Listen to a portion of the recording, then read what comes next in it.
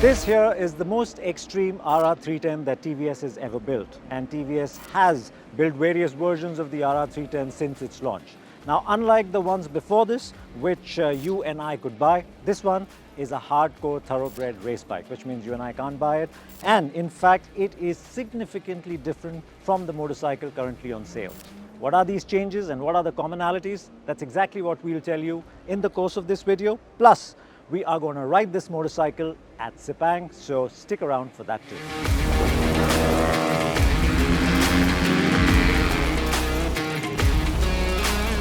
The race bike is based on the road-going RR310, but TVS seems to have thrown the kitchen sink at it to make it a capable, respectable and quick for its class race bike. Now it shares the same mainframe as the stock RR, and the engine, at least in construction and capacity, is similar to the road bike as well. But the rest is bespoke. The engine, for instance, might still displace 312cc, but it runs titanium valves. It uses ram air intake, the reason for that gaping hole in the front of the motorcycle. It gets a denser charge into the cylinder, and it runs a twin exhaust setup to move the spent gases out of the combustion chamber as quickly as possible.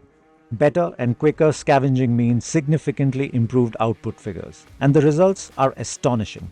The race bike makes 60 bhp. The stock bike, for perspective, now develops around 38 bhp. That's not all. The engine also runs more aggressive cams and a race ECU with customizable maps. The racer can work on the engine maps based on his riding style and the circuit layout to get the best possible lap time. Even more work has gone in to improve the dynamics of the motorcycle. For starters, the focus on weight saving is huge. The Race RR runs carbon fiber bodywork down to its seat and rear subframe. The bike, as a result, weighs under 130 kg wet. The stock RR310, for comparison, is 174 kg curb weight. Now, in terms of mechanical changes, there are plenty. The chassis essentially remains the same, but otherwise it's a completely different motorcycle. You've got high-end suspension at the front. You've got O-leans, again adjustable. You've got forged wheels front and back, again for they are lighter, so you've got more flickability in the motorcycle. You've got race rubber from Dunlop, and when we move back, all the bodywork here is carbon fiber. And then at the back, again, you've got adjustable O-leans, high-end O-leans. And then, of course, you've got this twin exhaust system, light, but meant mainly to improve the engine efficiency. Now, if you're wondering why this single-cylinder motorcycle is running two exhausts, well, it's about how much air is coming in and how much needs to go out, because it's got a ram air induct. And so to be able to improve the thermal efficiency of the engine so that what's coming out needs to go out as well, they're using two exhausts. The exhaust port is one, but then it branches out and goes to two exhausts, and this is one loud exhaust.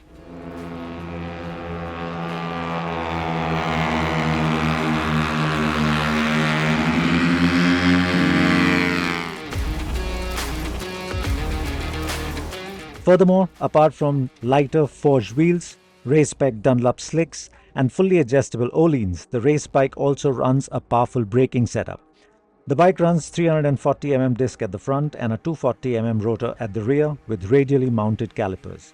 The race bike also runs a slimmer rear tire on a 140 section instead of a 150 seen on the road bike. And here's the kicker. At Sepang International Circuit, a MotoGP circuit with all these mods in place, the TVS RR310 ARRC race bike can hit a true top speed of 216 km per hour.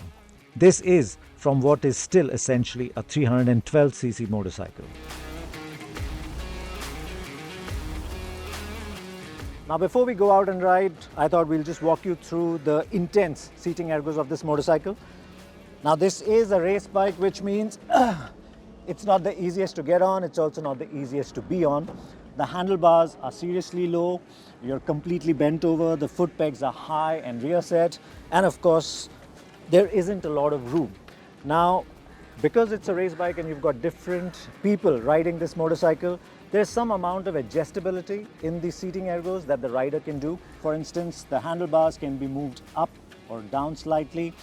Your foot pegs, these things can be moved at various places. So if you want to move them a little forward, a little high, you can do that. And of course, if you're thin, which most riders, race riders are, unlike me, you can add some amount of padding here, so you're seated right at the back of the motorcycle for better weight distribution, so to speak, on this bike. So overall, I think it's going to be a tough few laps at Sepang, because this, I can already feel my thighs catching given the ergos on this bike.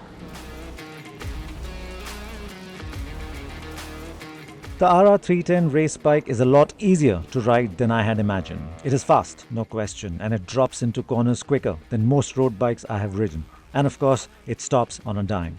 Not surprisingly, I'm running tighter lines than I would have liked, I'm braking way too early, and given the lack of aggression in my road bias throttle hand, I'm not using all of the track at corner exits either.